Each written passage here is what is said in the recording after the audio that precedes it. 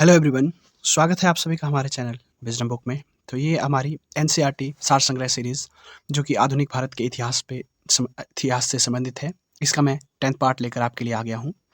Hopefully आपने पिछले parts भी देखे होंगे। अगर आपने उन पार्ट्स को नहीं चेकआउट किया तो आप प्लेलिस्ट सेक्शन से जाकर उन्हें भी चेकआउट कर सकते हैं। ये सभी आपके आने वाले एग्जाम्स के लिए बहुत ही इंपॉर्टेंट जीके क्वेश्चंस रहेंगे। जो भी कम्पिटिटिव एग्जाम की आप तैयारी कर रहे हैं, ये सभी के लिए बहुत ही बेनिफिशियल रहने वाला है। तो बिना किसी देरी के आज का हमारा टॉपिक शुरू करते हैं। तो आज के हमारे टॉपिक का विषय है बंगाल विभाजन एवं स्वदेशी आंदोलन। बंगाल का विभाजन किस तरह हुआ और उस समय कौन कौन से स्वदेशी आंदोलन भारत में चले थे। तो बिना किसी देरी के शुरू करते हैं। पहला क्वेश्चन हमारे पास आ जाता है, बंगाल विभाजन किस वायसराय के कार्यकाल में हुआ था। तो ये लॉर्ड कर्जन के कार्यकाल में हुआ था। बंगाल विभाजन की घोषणा कब प्रभावी हुई थी। तो ये कब प्रभावी हुई थी, ये डेट याद रखेंगे हम, बहुत ही इंपॉर्टेंट डेट है। 16 अक्टूबर 1906 ईस्वी को बंगाल विभाजन की जो घोषणा है वो प्रभावी हुई थी। नेक्स्ट हमारे पास इससे संबंधित एक नोट आ जाता है, 20 जुलाई 1905 को बंगाल विभाजन के निर्णय की घोषणा हुई।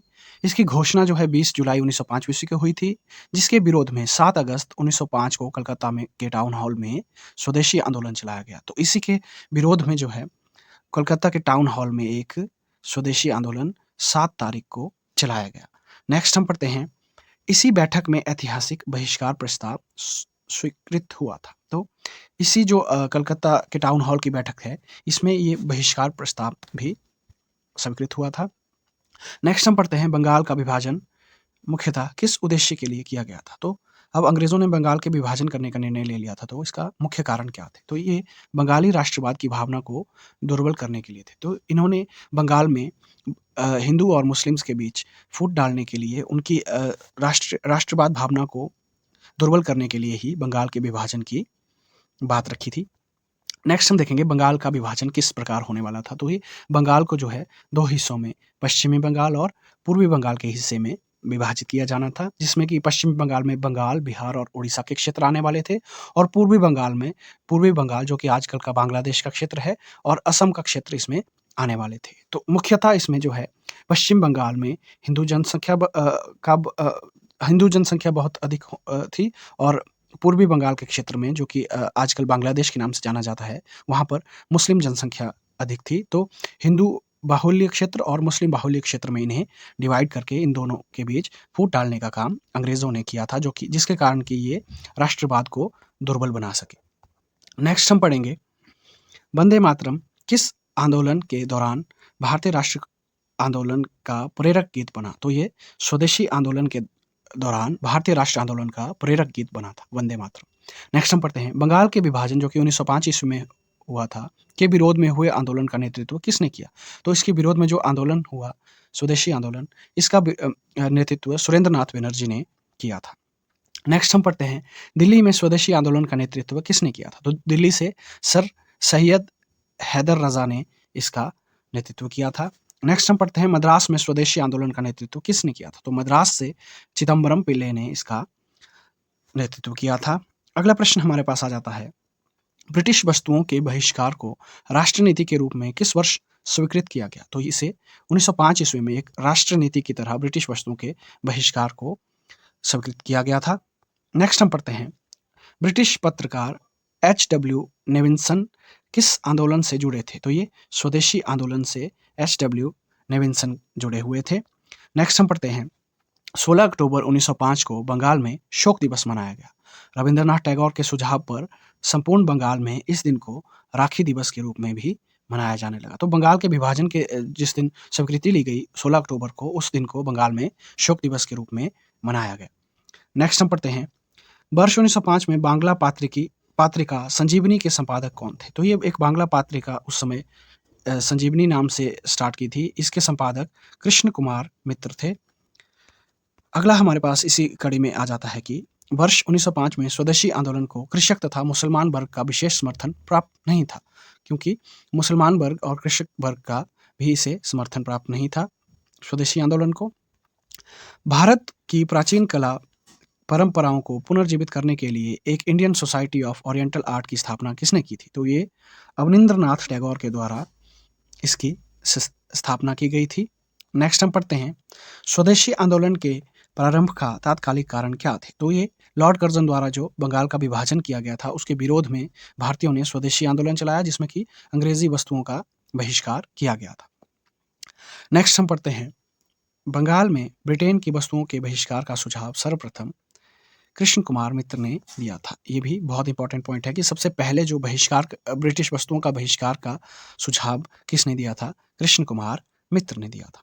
नेक्स्ट हमारे पास आ जाता है स्वदेशी बांधवा समिति की स्थापना किसने की थी? तो ये अश्वनी कुमार दत्त के द्वारा स्वदेशी बांधवा समिति की स्थापना इन्हीं के द्वारा की गई थी। नेक्स्ट हमारे पास आ जाता है, स्वदेशी आंदोलन के दौरान रविंद्रनाथ टैगोर ने आमार सोनार बांग्ला नामक गीत की रचना की थी, जो आगे चलकर वर्ष 1971 में बांग्लादेश का राष्ट्रगान भी बना था। तो ये आमार सोनार बांग्ला जो है स्वदेशी आंदोलन के दौरान रविंद्रनाथ टैगोर ने इस गीत की रचना सभी बांग्लादेशी और बंगालीज जो भी हिंदू मुस्लिम कम्युनिटीज़ थी उनको एकता में लाने के लिए आमार सोनार बांग्ला की रचना की थी, जो कि अभी आजकल 1971 ईस्वी से प्रेजेंट टाइम तक जो है राष्ट्रगान है बांग्लादेश का। नेक्स्ट क्वेश्चन हम पढ़ते हैं, वर्ष 1905 में कांग्रेस के बनारस अधिवेशन में स्वदेशी आंदोलन का समर्थन किया गया था। जो कांग्रेस का बनारस अधिवेशन 1905 ईस्वी में हुआ था उसमें स्वदेशी आंदोलन का समर्थन किया गया था। इस अधिवेशन के अध्यक्ष कौन थे? तो अध्यक्ष उनके गोपाल कृष्ण गोखले थे। नेक्स्ट हमारे पास आ जाता है, स्वदेशी आंदोलन के दौरान बंगाल केमिकल्स स्वदेशी स्टोर्स की स्थापना किसके द्वारा की गई थी? तो ये प्रफुल्ल चंद्र रॉय के द्वारा बंगाल केमिकल स्वदेशी स्टोर्स की स्थापना की गई थी। नेक्स्ट हमारे पास आ जाता है, लॉर्ड कर्जन द्वारा वर्ष 1905 में किया गया बंगाल विभाजन वर्ष 1911 में लॉर्ड हार्डिंग के कार्यकाल में रद्द कर दिया गया था। तो ये लॉर्ड हार्डिंग जो थे वो भारतीयों के प्रति थोड़ा सा सॉफ्ट कॉर्नर रखते थे। उन्होंने इस बंगाल विभाजन को जो है लॉर्ड कर्जन के काल में जो किया गया था उसे 1911 में इन्होंने रद्द कर दिया था। नेक्स्ट हमारे पास आ जाता है, स्वदेशी आंदोलन का आलोचक तथा पूर्व व पाश्चात्य के मध्य एक बेहतर संबंध का समर्थक कौन था? तो ये रविंद्रनाथ टैगोर थे।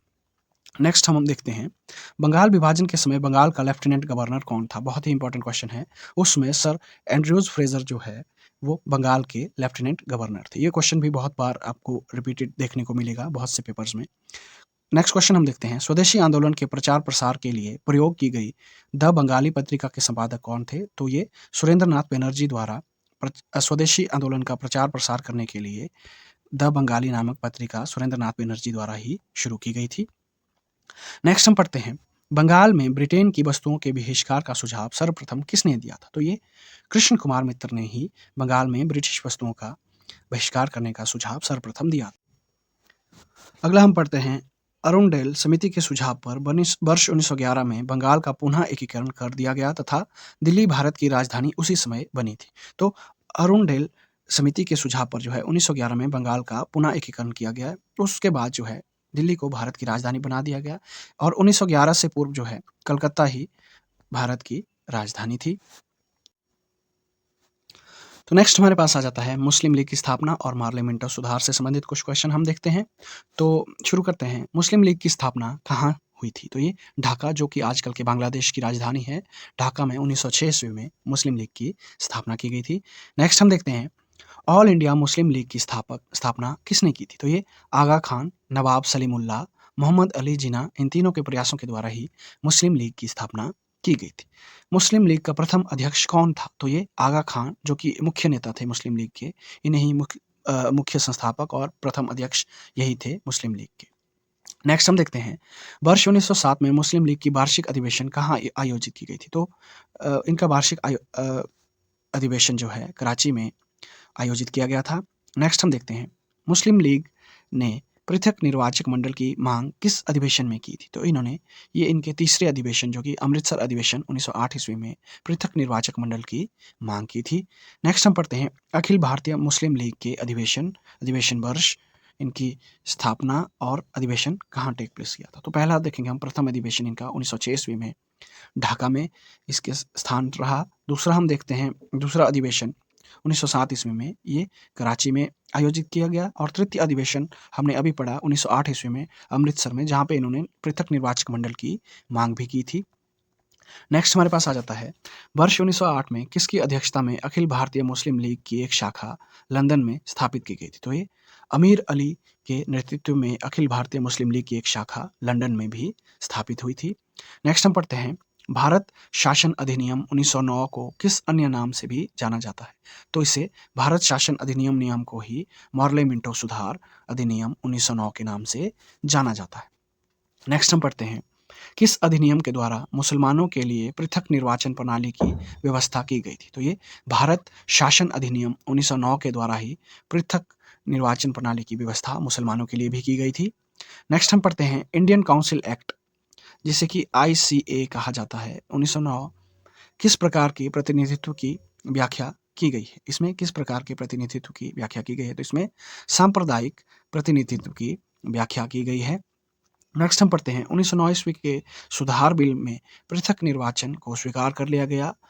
यहीं से द्विराष्ट्र सिद्धांत, टू नेशन थ्योरी की अवधारणा का प्रारंभ माना जाता है। तो यहाँ से जो पृथक चुनाव जो है इनके लिए, मुस्लिम्स के लिए शुरू किया गया, इससे जो है टू नेशन थ्योरी की धारणा का आरंभ माना जाता है, जिसमें कि हिंदू मुस्लिम्स को अपना अलग से देश चाहिए था और हिंदुओं को अलग से। नेक्स्ट हम देखते हैं कि याद रखना कि पृथक निर्वाचन क्षेत्र बनाकर हम ऐसे घातक बीज बो रहे हैं जिसकी फसल बहुत कड़वी होगी। यह कथन किसके द्वारा कहा गया था? तो ये वायसराय लॉर्ड मिंटो के द्वारा उस समय ये वचन कहे गए थे। नेक्स्ट हम देखेंगे, गवर्नर जनरल की कार्यकारिणी में भारतीय सदस्य को नियुक्त करने का प्रावधान किस अधिनियम में किया गया है? तो ये मॉर्ले मिंटो सुधार 1909 ईस्वी में गवर्नर जनरल की कार्यकारिणी में भारतीयों को भी सदस्यता देने का निर्णय लिया गया था। अगला हम देखते हैं, शेरे पंजाब के नाम से कौन प्रसिद्ध था? तो लाला लाजपत राय को शेरे पंजाब के नाम से भी जाना जाता है। नेक्स्ट हम पढ़ते हैं, गवर्नर जनरल की कार्यकारिणी में नियुक्त होने वाले प्रथम भारतीय कौन थे? तो ये सत्येंद्र नाथ सिन्हा जो है पहले भारतीय थे जिन्हें कि गवर्नर जनरल की कार्यकारिणी समिति में चुना गया था। सत्येंद्र नाथ सिन्हा गवर्नर जनरल की कार्यकारिणी परिषद के पहले भारतीय सदस्य थे। सत्येंद्र नाथ सिन्हा को बिहार और उड़ीसा का गवर्नर भी बनाया गया था। संपूर्ण ब्रिटिश शासन के दौरान इतने ऊंचे पद पर पहुंचने वाले वह एकमात्र भारतीय थे। तो पूरे ब्रिटिश काल में जो सबसे ऊपर रैंक पे पहुंचे वो सत्येंद्र नाथ सिन्हा थे, जो कि गवर्नर जनरल काउंसिल के कार्यकारिणी पारिषद में थे और उन्हें गवर्नर बनाया गया था बिहार और उड़ीसा का भी।